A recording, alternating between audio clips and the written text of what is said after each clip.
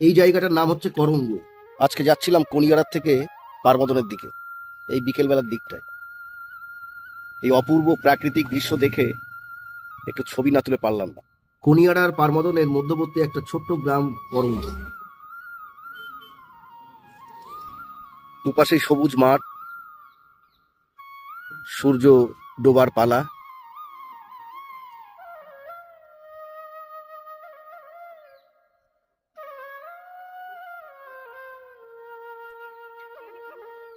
এর একটু ওই পাশেই ইছামতি নদী।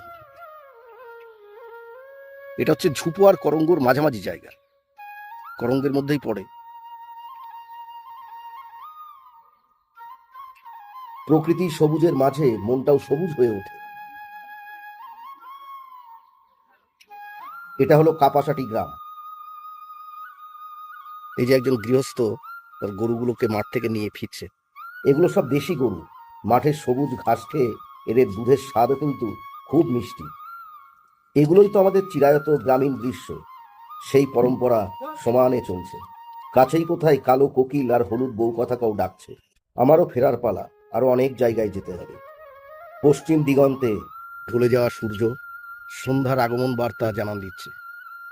সবুজ প্রকৃতির বুক থেকে আজকের মতো চলি।